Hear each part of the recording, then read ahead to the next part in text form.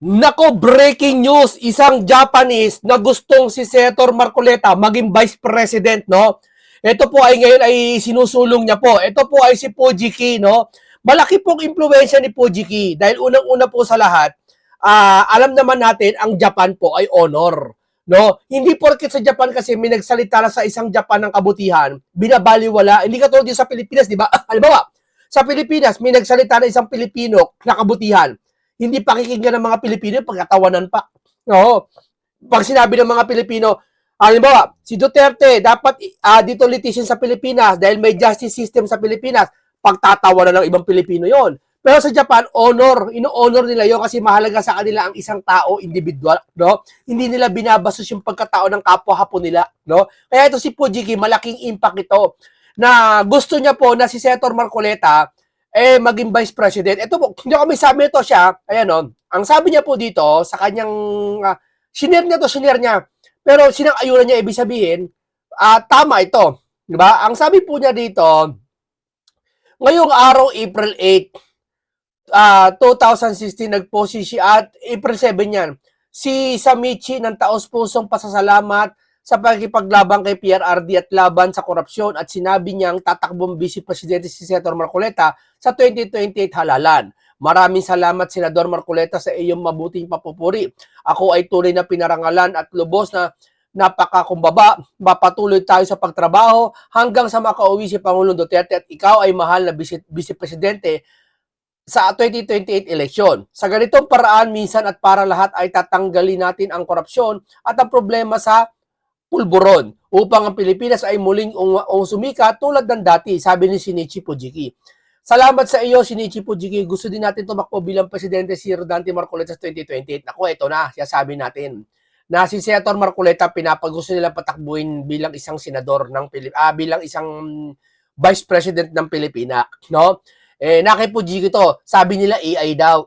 No? Sabi nila, si Fujiki daw isang hindi existidong tao, isang gawa-gawa lang doon ng DDS na kung saan kumuha ng mga video, ginawang AI, na, nagpapakalat sila ng fake news. Ito may balita ngayon, kakasuhan daw yung mga nagpapakalat ng fake news about sa kalusugan daw ni BBM. Sa kalusugan, yan siya sabi ko sa inyo, di ba?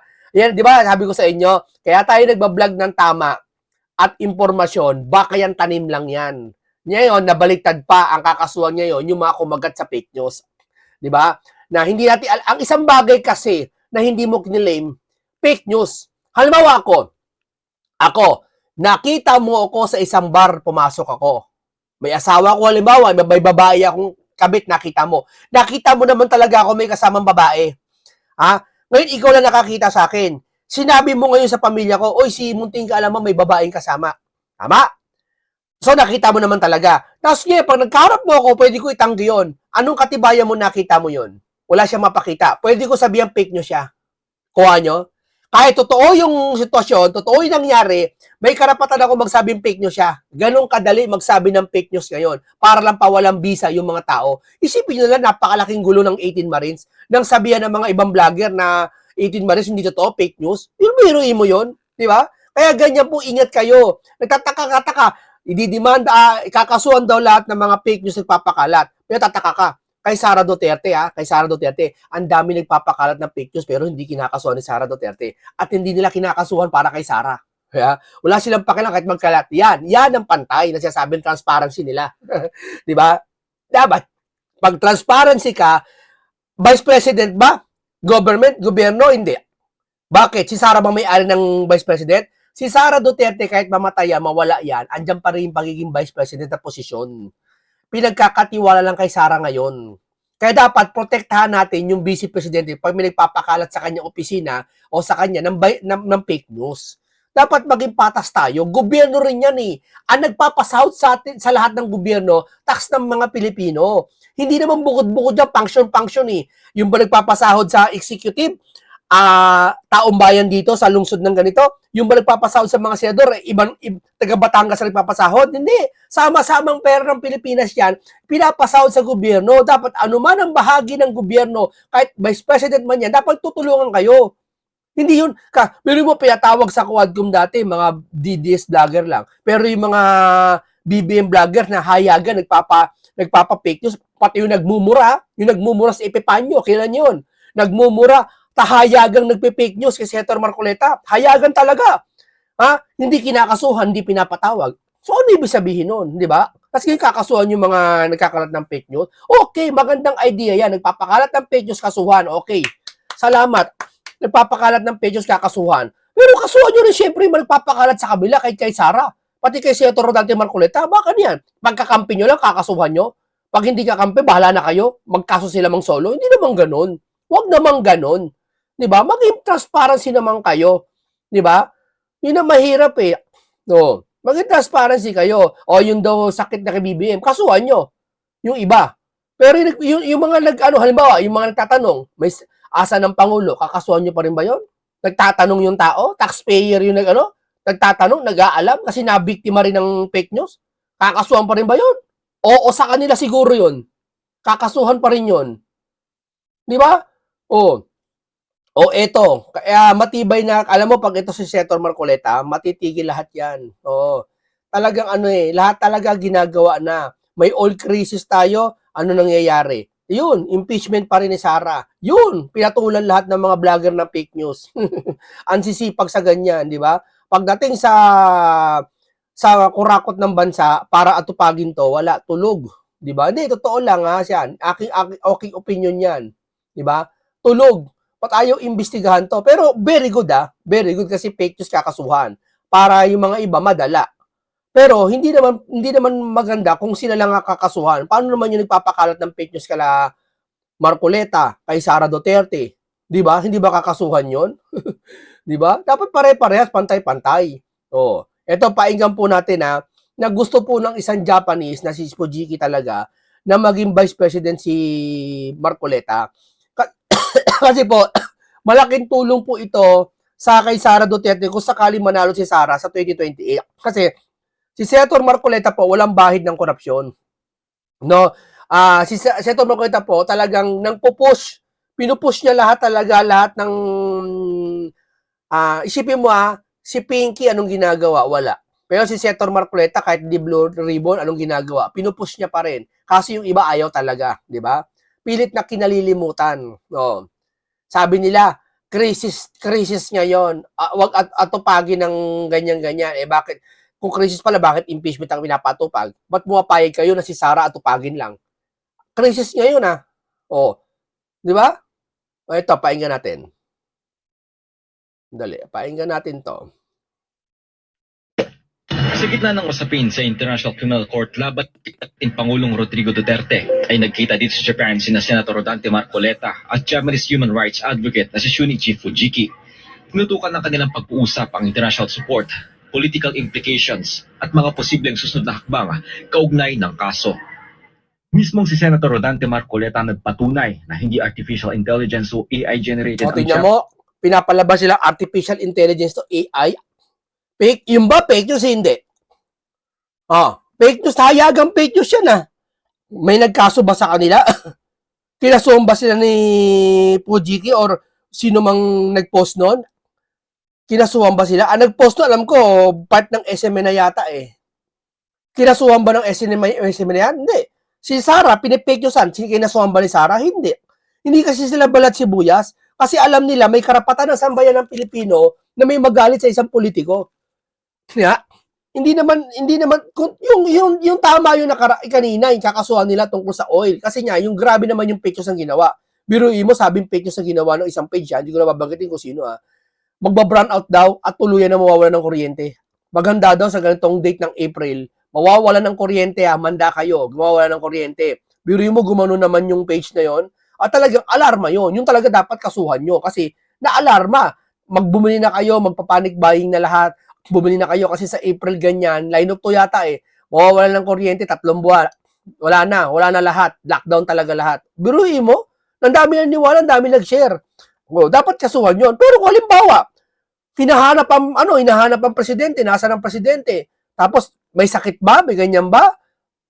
Huwag niyo na patulan. Di ba?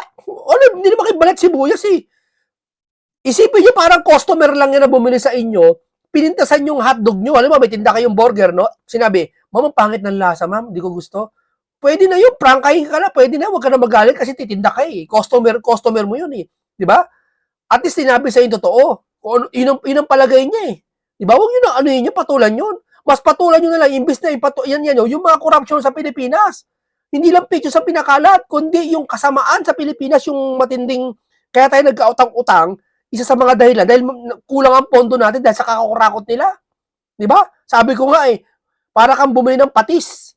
Yung patis, 20 pesos. Kinurakot mo 10 piso, so ano na lang pambili mo ng patis? 10 piso na lang, 20 pesos yung patis. O 10 piso pambibili mo ng patis, hindi pwede, di ba? Ang gagawin mo, uutang ka ngayon 10 piso para makabili ka ng patis, para maging 20 pesos ulit. O anong ginawa mo? Umutang ka. O kasi, kaya ka umutang kasi may nangurakot ng 10 piso. Sa maliit na bagay lang yan, ha? What if pa kaya sa bansang Pilipinas? Di ba? Huwag nyo na patulan yung mga ganyan. Di ba? Pinapatulan nyo yung mga ganyan. Bakit? Di ba? Bakit? Pati yung malalaki hindi nyo na ano? Yun lang nakikita natin, ha? Police National na nagsalita sa United Nations Human Rights Council kaugnay sa ICC case ni former Philippine President Rodrigo Duterte. Ayon kay Marcoleta, nakamamangha na may isang banyaga na nakakaunawa sa sitwasyon ng dating Pangulo. Natutuwa ako dahil parang hindi siya, parang Pilipino siya eh. Nakita niya yung kawalang katarungan, yung arbitrariness ng pagkaka-abduct ng Pangulo, wala man lang due process. Masigit pa siya sa ibang Pilipino sa atin na nakakaalam ng katwiran at kahalagahan ng hustisya na dapat ay hindi naman ganon ang ginawang pagtrato sa isang Pilipino, lalong-lalo na nga sa naging Pangulo pa ng ating bansa. Para kay Fujiki na Managing Director for UN Affairs ng International Police Support Association, mas naunawaan niya ngayon ang suporta ng mayorya Pilipino kay Duterte matapos ang kanilang pag-uusap. Yeah, I really feel that former President Duterte is very much loved by their own people. And as a leader of the country, what he is doing, he has been done, is really right things to protect their nation, protect the people of the nation. Sa pulong na inorganisa ng Republic Defenders for Peace and Unity o RDPU, tinalakay ang posibilidad na magsagawa ng mga conference. Layunin nitong ipaliwanag sa Japanese community ang issue kaugnay kay FPRD. I really hope that the Filipino people can unite and then fight against this injustice. This is what we think, what I think. Yeah. Yan no, i-honor ng Japan niya kasi mahalaga isang Japan sa kanila. Sabi ko nga sa inyo kanina, sa Japan, pag may isang Japanese na salita ng tama, alam nilang tama, hindi nila babasusin niya na, ay, wag niyo pakinggan niya si Shinichi. Hindi ganun kabasos kalahi nila, no, ang mga Japan. Pinahalaga nila ang kanilang lahi. Diba? Yan yun, yung kultura nila, yung paniniwala nila, pinapahalaga nila sa isa't isa. Diba? Walang nagkakanguluan dyan. O kaya dito si Fujiki, may possible na dala niya ang balita tungkol kay PRRD na may possible na sa pamamagitan man lang niya, no, maiba ang timpla ng sitwasyon na malay natin, di ba sabi ko nga, ang number 1 fund ng ICC ay ang Japan. Eh kung mapakinggan siya ng Japan, tapos si Senator Marcoleta ata bala kausapin ng Parliament ng Japan, maaaring magkaroon ng kulay ang pagkalaya ni Pangulong Duterte. Malay mo, sabayan ng bago maupo si Sarak, mapalaya na. Di ba? Hindi natin alam pero may magandang balitang hatid si Fujiki. May good news ika nga, may para kay PRRD, di ba? At least may pagkilos. Salamat si Marcoleta sa RDPU sa pag-oorganisa ng kanilang pagkikita ni Fujiki. Nasa Japan ang senador upang ipagdiwang ang wedding anniversary nila ng kanyang butihing may bahay. Nagpasalamat ako sa kanya sa malaking participation niya sa pagtulong sa mga OFWs dito sa Japan, lalong-lalo na yung naglalayo na magkaroon ng interim release ang dating Pangulong Rodrigo Roa Duterte. We want Mr. Duterte to get the medical care in Japan, which is earlier. So this is a third country, so I hope that ICC will grant the interim release. Nitong Marso 28, nagsagawa ng iba't ibang aktibidad ng RDPU at Filipino community sa Japan para sa kaarawan ng dating Pangulo. Kabilang dito ang mga malalaking aktibidad sa Nagoya at Tokyo. Ibinahagi rin ni Marcoleta ang kanyang mensahe sa mga Pilipino sa Japan. Masasabi ko sa kanila ay wag silang mawalan ng loob.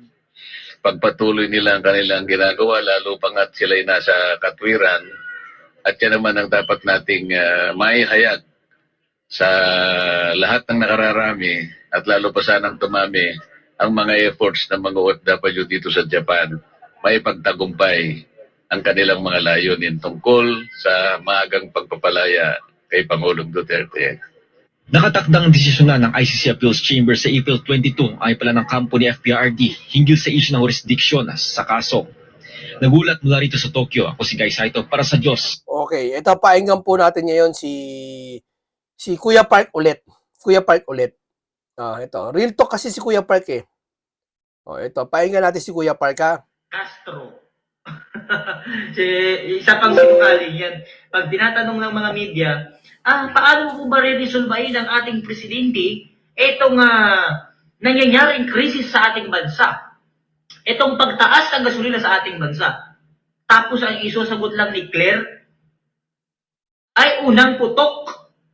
Wala ang pangalawang presidente sa Pilipinas. Nasa Middle East. Hindi naman tinanong ng media kung nasaan si VP Sara. Ang hilig kasi ni Auntie Claire sa ganyan, no? Pag tinatanong mo siya ng bagay na nasaan po ba ang Pangulo ngayon, sagutin mo lang na maayos, hindi sasabihin mo pa, magko-quote ka pa ng andyan ang Pangulo, kesa naman ng Vice President, pag-alagala, pamasyal-pasyal. Alam mo yung mga ganun sagot? Hindi na pinakasaktong sagot niya, parang ganun ang sagot niya. Lagi siya may quotation sa mga Duterte, tapos lagi niya nililihis. Sagutin mo lang yung tanong, 1 plus 1 equals 2. Huwag mo na ipaliwanag kung bakit naging 2 ang sagot. Alam na namin 2 ang sagot. Di ba? 1 plus 1, 2. Hindi yung 1 plus 1. Bago mo ako tanongin, bago mo ako sagutin ng 1 plus 1, ano muna ang 4 plus 4? Parang ganun eh. Tinatanong ko na naman eh, sagutin mo. Ang tanong ng tao kung di ba? Hindi naman tinanong ng media kung nasaan si VP Sara. Tapos ang sasagot mo, unang putok. Ang vice presidente ay nasa ibang bansa. Wala sa Pilipinas. Abay, Claire Castro, ayus-ayusin mo yung mo.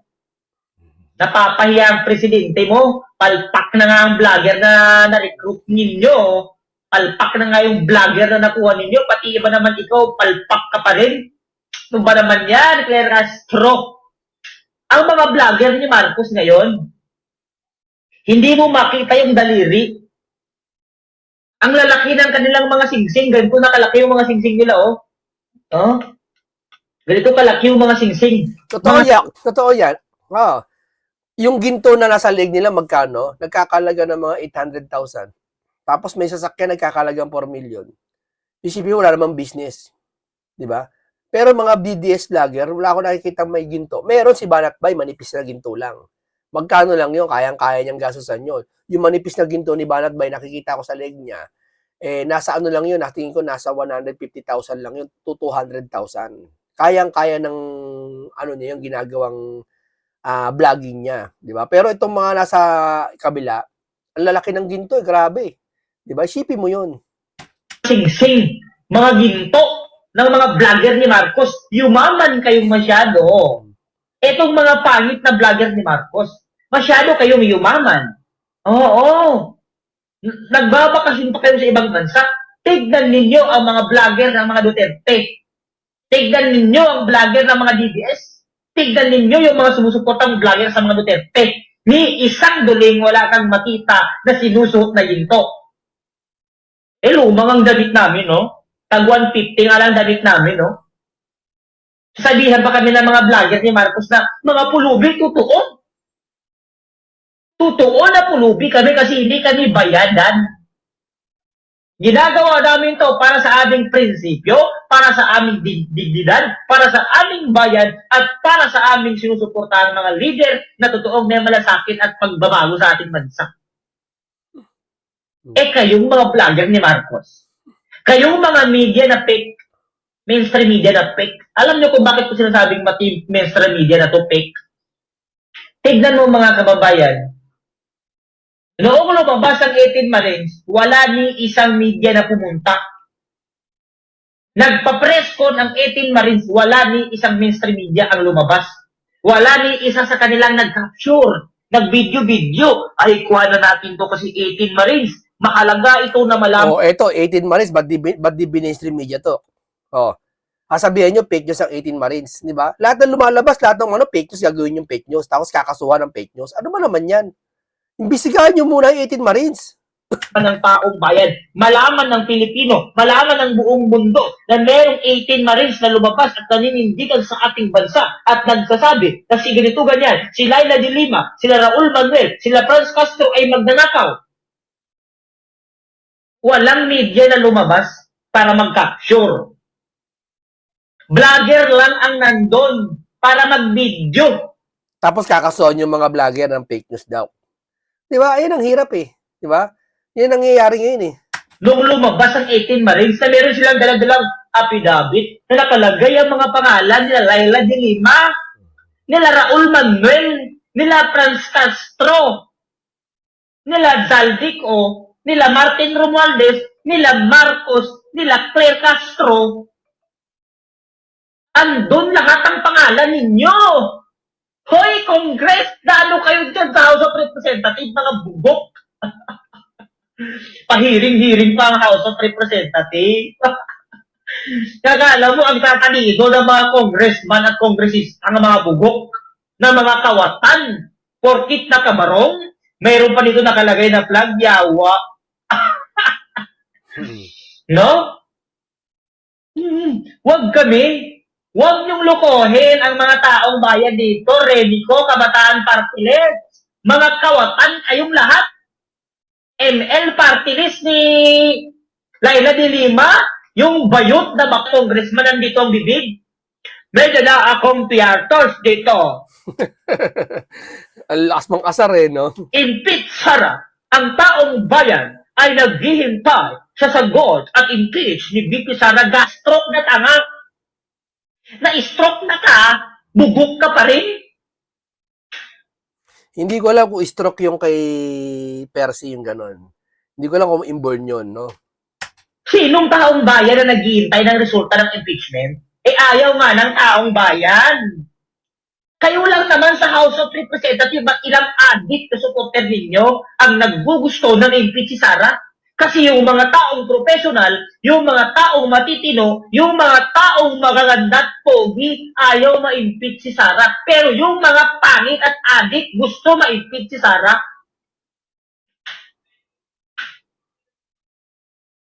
Palpak ang media. Palpak ang TV5. Palpak ang TV Patrol. Palpak ang GMA. Palpak ang mainstream media. Lumabas ang 18 Marines, napakahalaga na malaman ng taong bayan. Wala man lang ni isang Dapat wala kang kikilingan pag mainstream media ka. Wala kang bias dapat. Dapat kung ano yung nakita mo, ano narinig nyo, kung ano yung sinabi ng isang tao, individual, ibalita mo. Lalo napakahalaga. Halimbawa, 18 Marines lumabas, ibalita mo. Balita mo siya. Hindi yung wag mo kasi sa pag yung trending siya tapos hindi mo binalita, may bias yun eh. Ayaw mo malaman ng iba pang tao. Hindi porket trending alam ng tao. Vlogger, pinakalat ng vlogger, lahat. Ang dami, million views. Ang views niya, 15 million views. Sa kabila, 15 million views. Eh, gano'ng karami ang tao sa buong Pilipinas? 140 million to 120 million? Diba? Except mo na lang yung mga bata, no? O, sa tingin mo, nakapanood lahat yun? Paano nila malalaman? Tapos, ang alam pala nila, peke yung 18 Marines. Alam mo, hindi. Dapat malaman ng Pilipino, hindi peki 18 Marines. Hindi rin na totoo yung 18 Marines. Malaman nila kung ano katotohanan na imbestigahan ng 18 Marines. Di ba? Ganun dapat. Dapat kasi ang mainstream media, yan yung kayo nauna eh. Kayo nauna sa lahat bago ang vlogger. 30 years na kayo na existido bago pa lumabas ang vlogger. Ibig sabihin, may mga television ngayon lahat ng Pilipino, sino ba rito walang TV? Lahat na ngayon may tao, may TV na. 'Di ba? May cellphone na. Yung mainstream media lagi nakikita yan sa mga palabas. Pumunta ka sa tambayan sa mga toda-toda, sa mga bilyara may TV, mapapanood mo. Aware yung tao sa nangyayari sa 18 Marines. Eh kaso wala nangyayari. Walang balita eh. Di ba?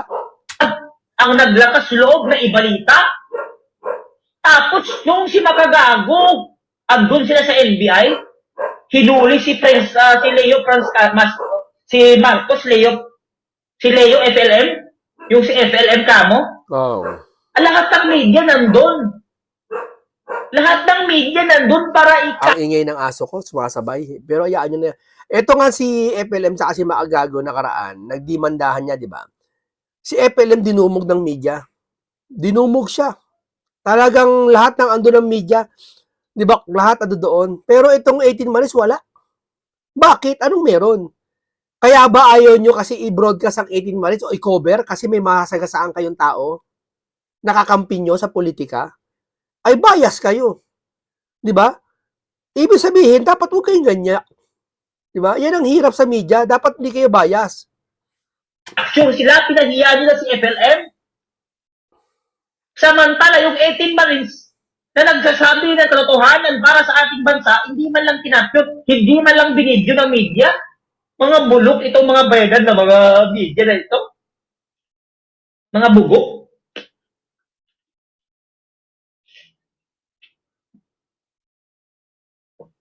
Di ba? Walang nag-caption ni isa, tapos hindi nyo pa pinikat, nag-post na nga, yung mga vlogger, hindi nyo pa pinost man lang, nirepost man lang, o share man lang, sa inyo. Nga media-medyahan, mga bugok na media. Ay, naku media, ano bang nangyari sa inyo? Pag walang kwenta, lahat ng media nandun, nagka-capture. Pero pag importante, walang nagbibideo na media. Na ano kayo nga mga media kayo ha? Dahil babayaran kayo. Tapos ngayon, lumabas ang 18 Marines, walang media. Walang interview. Walang TV. Lumabas ang isang rungtay na babae na mukhang poop na nasunog. Lahat kayo nag-video. Yung lovely Granada Lumabas yata ang yan. isang rungtay na babae na pangit. Lahat kayo nag-video, nag-interview. Ni hindi nga kilala ng tao yan eh. Ni hindi nga yan sikat eh. Ni hindi nga yan politiko. Tapos ang lakas sa loob na yayain si BP Sara. Na debate, makipag-debate si BP Sara. Hoy, Granada nga babae nga rongter na pangit na mukhang na hindi naugasan ng 10 taon. Sino ka para debatiin ka ni BP Sara? Ni hindi ka public official?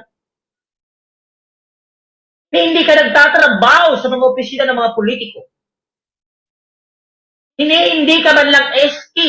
Hindi ka binoto ng taong bayan. Si BP Sara, binoto ng milyong-milyong Pilipino tapos makikipag-debate sa isang basurang pangit na kagaya mo?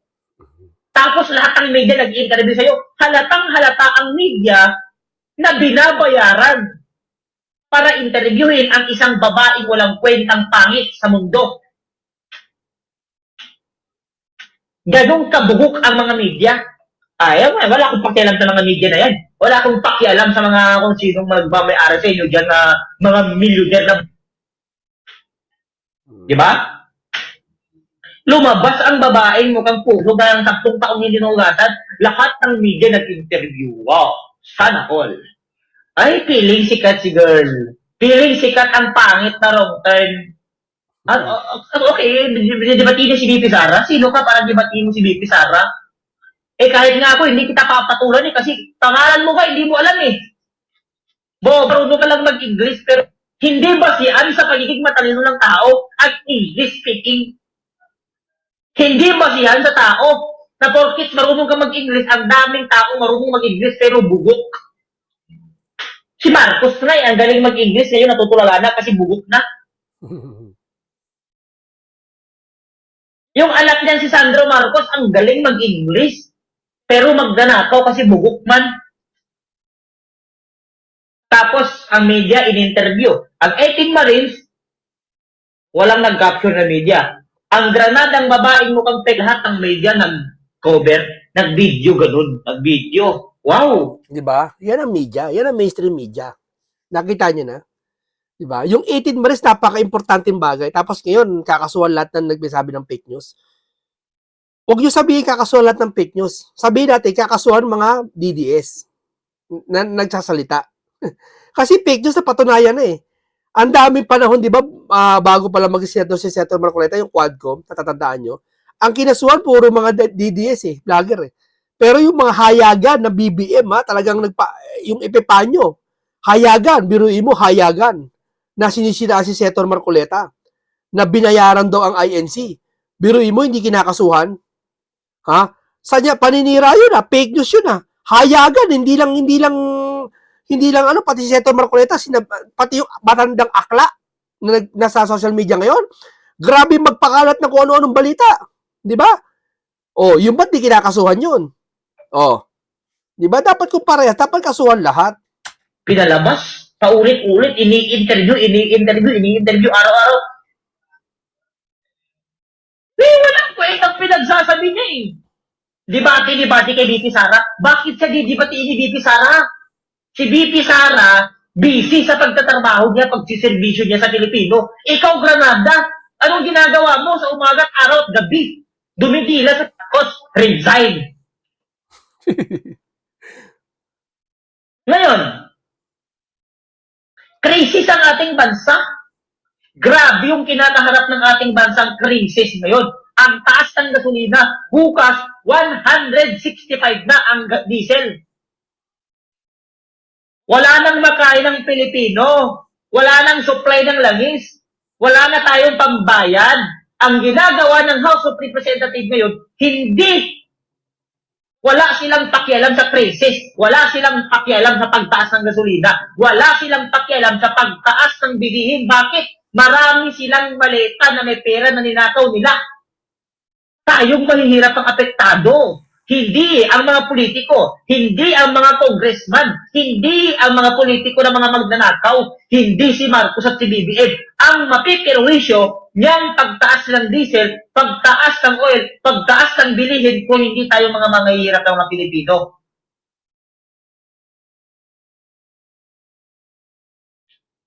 Tapos ang House of Representatives, impeachment pa rin. Aba, ang galing ng mga House of Representatives. Ang talino ng nasa House of Representatives. Ang talino ng mga congressman na ito. Bakit? Ayaw nila ng magnanakaw? Ayaw nila ng hindi sumasagot? Gusto nila sagutin ni BP Sara ang confidential funds. Gusto nila sagutin ni BP Sara kung saan napunta yung 125 million. Good. Very good. Pero, yung kay BP Sara, 125 million lamang natapos paulit-ulit kayo nag-i-impeach. Mga congressman sa House of Representatives na mga buhaya, na mga magnanakaw. Bakit hindi nyo unahing impeach si Marcos ngayon? Bakit hindi nyo ipatawag ang mga magnanakaw ngayon na si Marcos? Na trilyon-trilyon ang kanilang ninanakaw. Dahil ba nakinabang kayong mga congressman? Dahil bang kayo ay inaabunuan? Dahil ba kayo ay nakanganga habang naghihintay ng maleta sa House of Representatives? Kaya puro kayo BP Sara? Puro kayo impeach kay Sara? Okay, hanggang dito lang po muna tayo. Maraming salamat po sa inyo. Aware lang kayo lagi Maging aware kayo doon sa nagpapakalat na may stage 4 cancer si BBM. Uulitin ko ulit, sabi ko, nakaraang video pa natin, walang stage 4 cancer si BBM. Ako, na-confirm ko yan sa isang impormasyon na kung saan ay solid talaga na information na walang stage 4 cancer. Huwag kayo maniniwala na porket wala ang presidente, hindi nagpapakita masyado, may stage 4 na. Basta yung salitang stage 4, wala nun. Kaya sabi natin, hindi natin yung mga nagpakalat na karaan na kung ano, ewan ko saan galing yung stage 4 na yan, paulit lagi natin siya sabi, hindi totoo yun. Maaring tinanim lang ng mga vlogger yan para pasamain yung sinong kakagat dyan. Diba? Maari. Pero, uulitin ko, walang stage 4 na cancer si BBM. Legit information at kasi ayoko na gusto niyo sabihin ko may stage 4. Gusto niyo sabihin ko ma-fake news ako. Kahit may alam ako na hindi totoo. Huwag kayo masyado mapusok lang sa damdamin ng isang nasa social media, nakita nyo, asa ng Pangulo, bakit di nag-live, bakit di na ganyan, fake news na. Di ba? Ay, apepekyo kayo. Ako, sinasabi ko sa inyo, yung totoo. At ayon sa information ko, galing mismo sa mataas, walang stage 4 cancer si BBM. At, setang stage 4 wala nun. O, kaya, easy lang kayo, baka mabiktima kayo niyan. Kasi pag pinagpilitan nyo na may stage 4 cancer si BBM, kayo rin mapapasama. Nabiktima kayo ng tanim, fake news na sinasabi ng mga vlogger. Baka gawa na ng mga vlogger yan. Di ba? Yun lang yun. Yun ang atin po, no? Huwag kayong basta maniniwala. Paniwalaan nyo lang siguro baka yung diverticulitis na sinabi nila meron. Yun. Maaari yun kasi sila nagsabi nun. Di ba? Pero ito, huwag kayong basta kakagat. Pati yung sabi yung si Enrile, nakita nyo sa palabas, di natin alam baka anong bakit nila pinalabas yun. Pero napaliwanag ko nga sa isang video natin na yun ay flash report. Di ba? At nag-live si BBM at ginagarantya ko yung live na yun, hindi ko alam kung yun totoo hindi. Kayo na bahala musga doon. Ako hindi ko kaya musgahan kung ang live, kasi ang mahirap husgahan sa isang social media kung live na yung totoo ba o hindi. Kasi may live na napipeke Meron Kaya hindi natin mahusgahan kung totoo yun, no? Yun, napakalinaw niya na kinukurik kayo kasi may nagpo-comment sa akin, ano daw ba ako? Kakampi daw ba ako ni BBM o kakampi ako ng DDS? Alam niyo, ganito kasimple yan no? Hindi ako kakampi ng BBM, pero sinasabi ko sa inyo yung mga pwedeng mangyaring masama sa inyo. Di ba? Nagpakalat ng ganito, hindi naman napatunayan, tapos pinipilit nyo, hindi, may cancer talaga. So wala kayong mapakita. Kayo mapapasama. Kesa yung ganito, tinutulungan ko kayo, huwag kayong maniniwala, walang stage 4 cancer. Kalimutan nyo na yun. Focus tayo dito sa 18 Marines. Focus tayo. Walang ganun. Kalimutan nyo na yan. Masama man sa loob, pero walang ganun. Di ho ba? Yun ang sinasabi ko sa inyo. Okay, hanggang dito lang po. Maraming salamat. Ingat lagi kayo. Paalam sa inyong lahat.